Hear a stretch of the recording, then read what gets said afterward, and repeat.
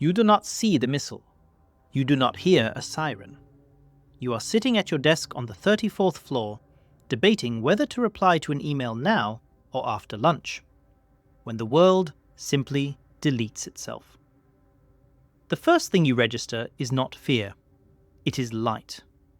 A white so absolute, so violent, that it does not just enter your eyes, it feels like it is pushing physically against your retinas. This is not a movie explosion.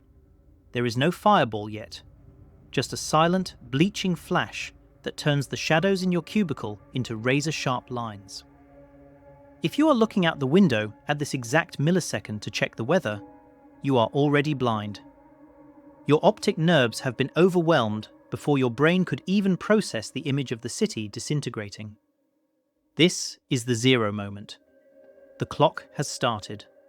And, statistically speaking, everyone else on your floor is about to do the exact wrong thing. They are going to stand up. You need to be the one person who hits the floor. I am Tom, and welcome to the Survival Curriculum. Today we are running a real-time simulation of a low-yield nuclear detonation in a modern metropolitan centre. We are stripping away the Hollywood nonsense and looking at the physics, the biology, and the structural engineering of survival from the perspective of a downtown office worker. We will walk through the first 10 seconds, the first 10 minutes, and the critical first 24 hours. This is not about building a bunker in the woods. This is about what you do with a stapler, a water cooler, and a shattered window when the grid goes dark forever. If you want to survive the simulation, you need to pay attention to the details, because in a nuclear event, the margin for error is measured in microns and milliseconds. Let us go back to zero. The flash hits. It is silent. Light travels faster than sound, faster than the shockwave, faster than your own nervous system. For 2 to 3 seconds, you are in a silent oven. The light is accompanied by a pulse of thermal radiation that feels like opening a blast furnace directly onto your skin. The papers on your desk smoke and curl. The dark fabric of your coworker's suit jacket begins to smolder. The varnish on the conference table bubbles. This is the thermal pulse. It is delivering third-degree burns to anyone caught in the open within a few kilometers. The window glass has not broken yet. It is acting as a lens, focusing that heat. The silence is the scariest part. It creates a cognitive gap. Your brain wants to know what happened, but the air around you is literally cooking. Here is how 90% of people die or get maimed in this 3-second window. It is called the moth reflex. When a bright flash happens, human instinct screams at you to look at the source. People will stand up from their chairs. They will walk toward the floor-to-ceiling windows to see what that light was. They are presenting their full body surface area to a thermal pulse that is hotter than the surface of the sun. By walking to the window, they are ensuring that when the glass shatters in 5 seconds, they will be shredded. But even before the glass breaks, the heat alone can ignite clothing and cause flash blindness. If you stare at the fireball, the photoreceptors in your eyes bleach out instantly. You are now blind, in a burning building, 5 seconds before an earthquake hits. That is a death sentence. The physics here are simple but brutal. The thermal radiation travels in a straight line. This is your only advantage. It is line of sight. Any solid object between you and the window casts a thermal shadow. A cubicle wall, a sturdy desk, a filing cabinet. These things will burn, but they will not burn instantly. Your move is the drop and cover. It is mocked in pop culture, but in a high-rise office, it is the only thing that works. You drop instantly. You get under the desk. You face away from the windows. You cover your exposed skin with your jacket or your hands. You are trying to minimize the surface area available for burns. If you are wearing light-colored clothing, you have a slight advantage, as it reflects some thermal energy. Dark clothing absorbs it and melts to your skin. You have less than 3 seconds to make this decision before the air pressure changes. But here's the twist that the safety manuals rarely mention: the reflection trap. You are in a modern downtown district. You are surrounded by other glass towers. Even if you are on the side of the building facing away from the blast, the skyscrapers opposite you are giant mirrors. The thermal pulse can reflect off the building across the street and blast you from behind. You might think you are safe because the bomb went off north of you and you are facing south. But that glass tower 10 meters away just bounced 50% of the thermal load right into your back. There is no safe direction near windows. Interior corridors are the only true safe zones from the light. But you do not have time to get there. You have to ride out the heat exactly where you are. 10 seconds have passed. The light is fading. You are under your desk, heart hammering against the carpet. Then, the sky cracks open. The blast wave arrives. It is not a wind. It is a solid wall of compressed air moving faster than the speed of sound. It hits the building like a hammer hitting a glass bottle. Every window on your floor explodes simultaneously. This is not falling glass. This is horizontal shrapnel. Thousands of dagger-sized shards are sprayed across the office at hurricane speeds. The suspended ceiling tiles disintegrate. The lights come crashing down. The air pressure drop pops your ears painfully. The entire steel structure of the tower groans and sways, flexing far beyond its design limits. It feels like the building is being uprooted. This is the second culling point. People who survived the flash because they were in the break room or the bathroom often make a fatal mistake now. They think the event is over. The flash happened, nothing broke, so they start to move. They come out of the bathroom stall. Then the shockwave hits. If you are standing up when the overpressure wave arrives, you become a projectile. The blast wind can easily toss a human being across a room, into a wall, or out of a shattered window. In Hiroshima, many victims were found embedded in walls because they were standing when the wave hit. If you are near a window, you are not just cut, you are sandblasted by pulverized glass dust. The people who stood up to look at the pretty light? They are gone. Let us talk about overpressure physics. Most civilian buildings are designed to withstand wind loads, not shockwaves. A standard office window shatters at less than 1 psi of overpressure. A nuclear blast at close range generates 5, 10, maybe 20 psi. Your desk is your life raft. You need to be curled in the fetal position, hands over your head, mouth slightly open. Why the open mouth? To equalize the pressure in your eustachian tubes so your eardrums do not rupture instantly. Ruptured eardrums mean you are deaf and disoriented for the evacuation, which dramatically lowers your survival odds. If you want a checklist of these immediate reaction protocols to keep on your phone, I have a secure download link in the description. Get it now before the grid goes down. The twist here is the negative phase. Everyone expects the push. No one expects the pull. After the shockwave passes, it leaves a vacuum behind it. The air rushes back toward the explosion to fill the void. This creates a reverse wind. Debris that was blown inward is now sucked outward. If you survived the initial blast by hiding behind a heavy filing cabinet, that cabinet might now be pulled over on top of you. Structural elements that were weakened by the push finally snap during the pull. This suction phase can last longer than the initial blast.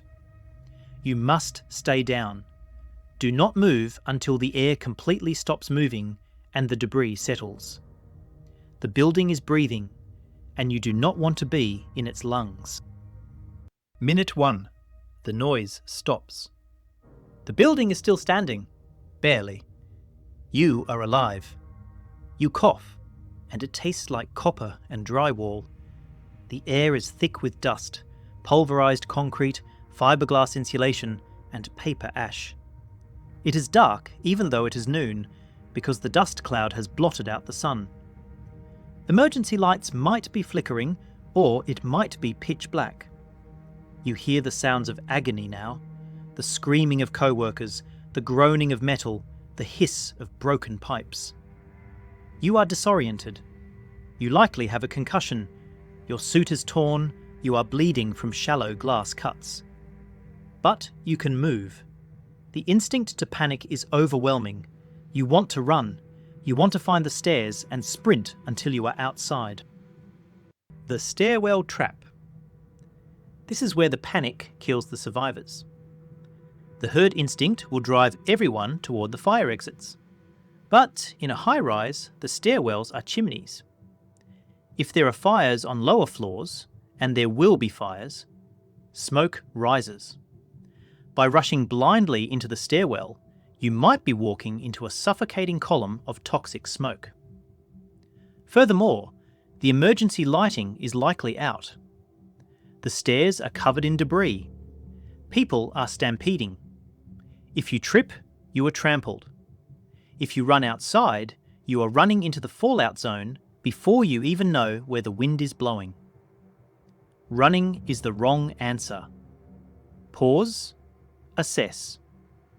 You need to suppress the mammal brain that wants to flee and engage the lizard brain that wants to hide.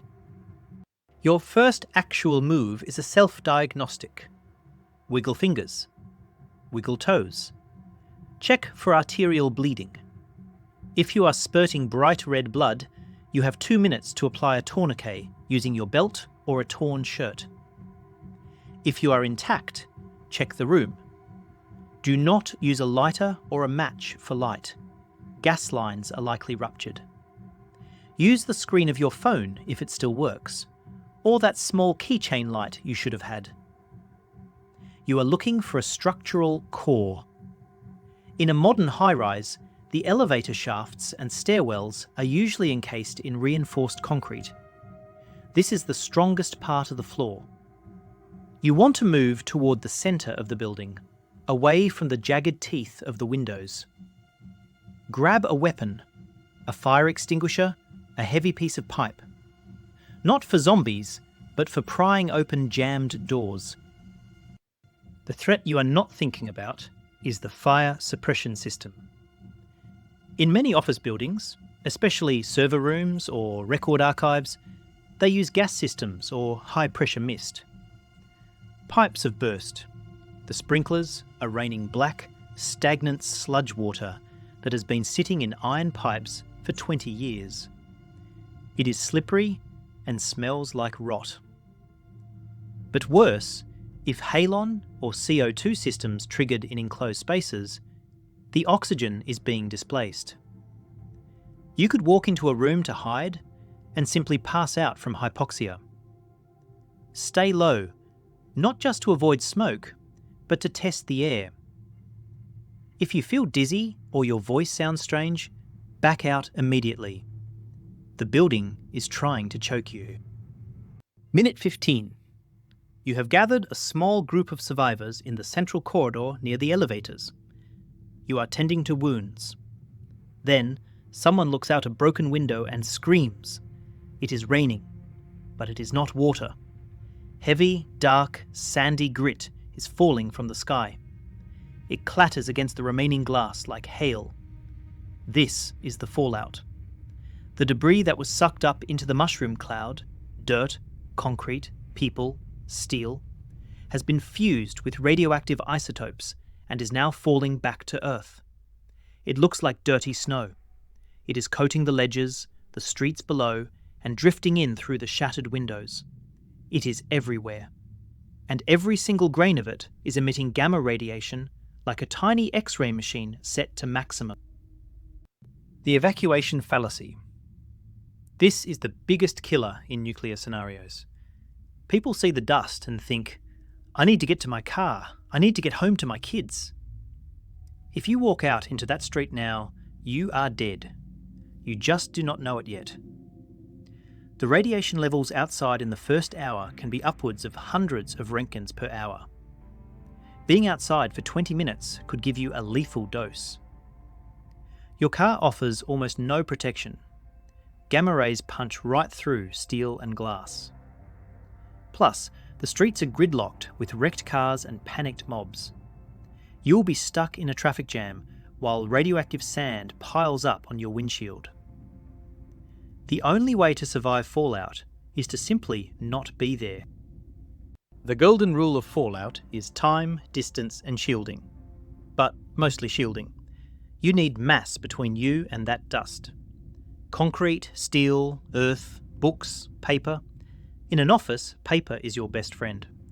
A standard filing cabinet packed tight with paper has the density of wood or brick.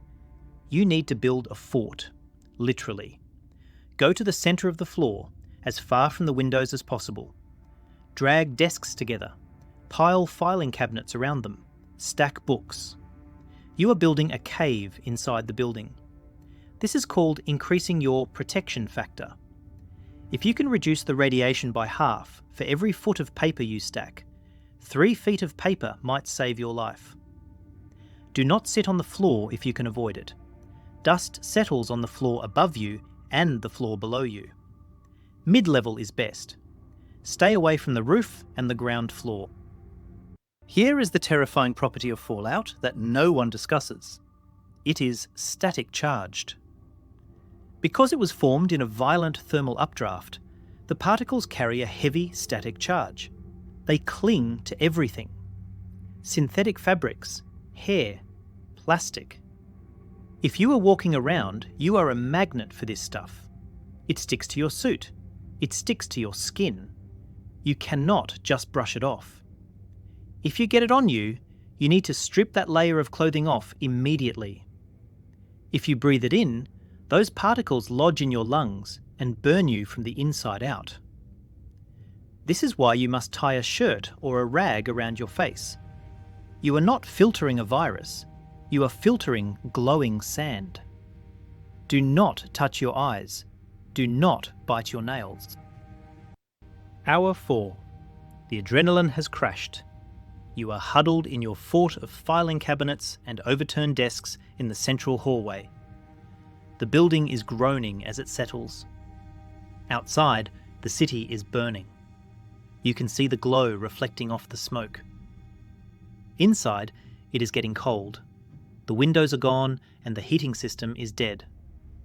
The wind is whipping radioactive dust through the skeleton of the skyscraper. You are thirsty. So thirsty. Your co-worker is crying softly in the corner. Someone else is praying. The shock has worn off and the reality of the siege is setting in. You are trapped in a stone box, suspended in the sky, surrounded by invisible death. You realise you might be here for days. The vending machine down the hall looks like the most important object in the world. The water roulette. First drives people to do stupid things. Someone will try the tap in the bathroom. If the pressure is still there, they will drink. Do not do this.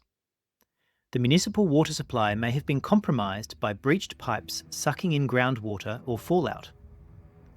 Or the pumps have failed and you are drinking backwash from the upper floors. Even worse is the toilet bowl. Do not even think about it. People will also try to eat food that was sitting out on desks. That apple on the receptionist's desk? It is covered in fallout dust. If you eat it, you are ingesting alpha emitters. That is internal contamination. It causes necrosis of the gut. You starve before you eat doubtful food. You dehydrate before you drink doubtful water. Discipline is the only thing keeping you alive. So, where do you get water in an office tower? The hot water heater. Every floor usually has a kitchenette with a small water heater under the sink or in a utility closet. That is 5 to 10 gallons of sealed, clean water. The toilet tank, the upper part, not the bowl, is another source, though less common in commercial buildings with flushometer valves. Canned sodas in the vending machine are gold. The can might have dust on it, so you wipe it down with a wet rag, then open it. Do not touch the tab with your lips. Pour it into your mouth without contact. As for sanitation, designate a waste corner far from your shelter. Use trash bags. Seal them tight. Disease will kill you slower than radiation, but it will still kill you. You need to enforce these hygiene rules on your group with absolute authority. The twist in the siege phase is the help that isn't coming. You might still have a signal on your phone. You might see social media posts. You might see helicopters in the distance. This gives you false hope. You think rescue is imminent. It is not. The helicopters are assessing damage or moving VIPs. They are not coming for the 34th floor of a random insurance company. This false hope breaks people. When the sun goes down and no one comes, the group dynamic fractures. The quiet guy from accounting decides he needs to leave. He threatens to break the seal of your shelter. You have to decide how to handle a panicked member of your tribe who is endangering everyone else. The radiation is physics. The guy with the letter opener is psychology. Day 3. The fires outside have mostly burned down to embers. The sky is a bruised purple-grey. The radiation levels have dropped according to the 7-10 rule. For every 7-fold increase in time, the radiation drops by a factor of 10. The acute danger is over, but the chronic danger remains. You have run out of water. You have to move. You unstack the filing cabinets. You step out of your paper cave. The office looks like an ancient ruin. Dust is inches thick on the floor. It captures your footprints like snow. You are wrapping your shoes in plastic bags from the trash cans. You are taping your sleeves shut. You are preparing for a spacewalk on planet Earth. The gravity trap. Most people will try to go down. They want the street. But the street is where the heaviest debris fell. The street is a canyon of rubble, glass, and concentrated radiation that washed off the buildings. The lobby is likely collapsed or blocked. If you walk down 30 floors, you might find the exits completely sealed by tons of concrete. Now you have to walk back up, exhausted and dehydrated. Instead, check the connecting skyways if your city has them, or check the adjacent roofs. Sometimes the safer path is across, not down. But if you must go down, move slowly. Check every landing.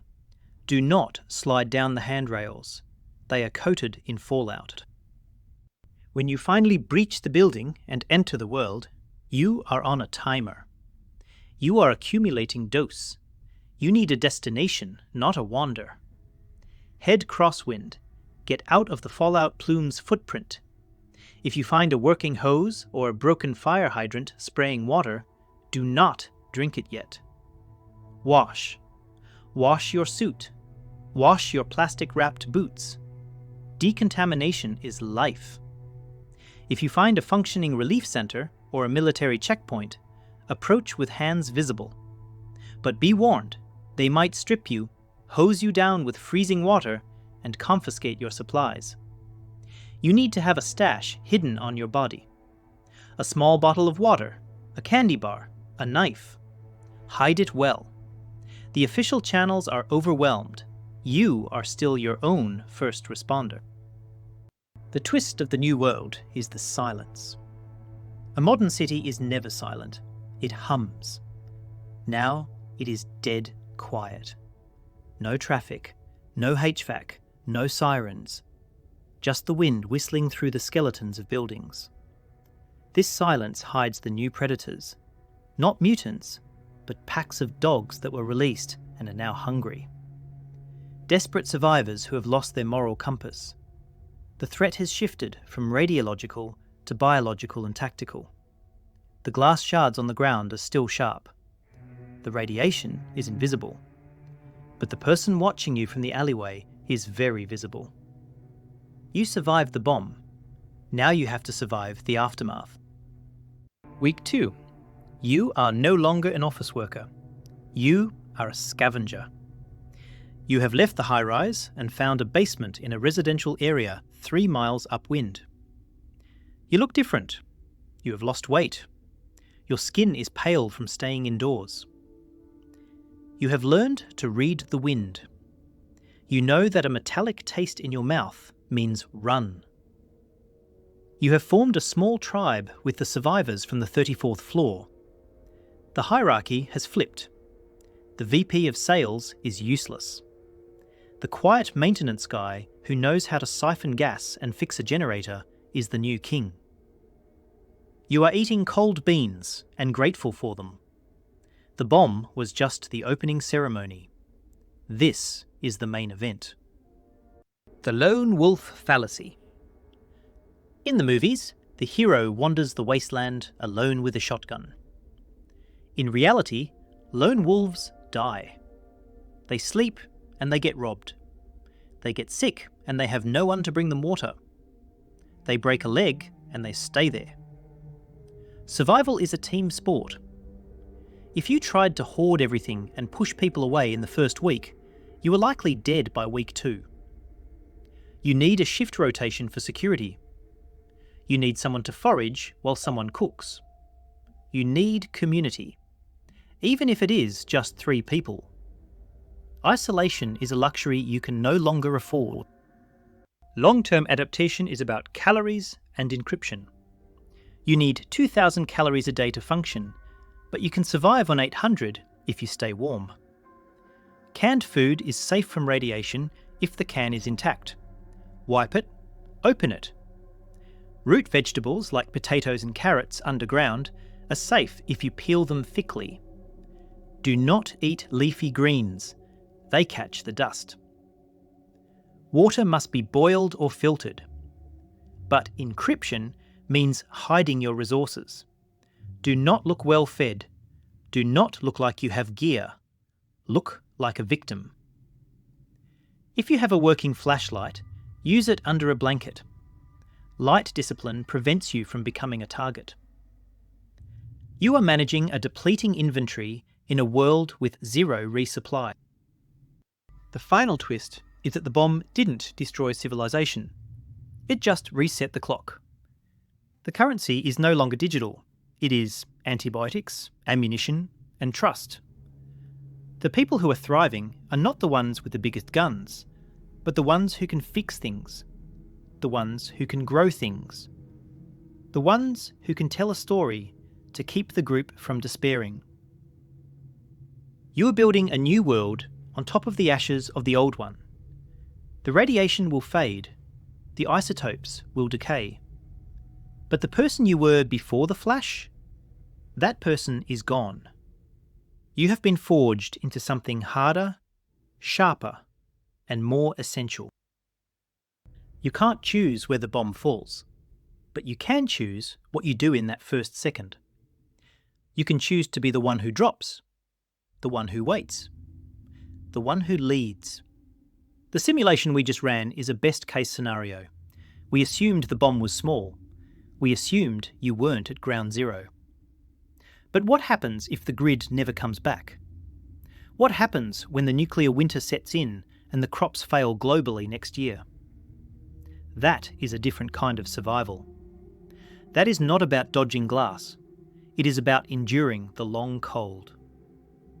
If you want to know how to prepare for the decade of darkness that follows the day of fire, you need to be here for the next briefing. The blast is just the beginning. Secure your spot now. You survived the simulation. Now survive the reality. Equip yourself at the official supply depot. Because if the world is going to end, you might as well look prepared.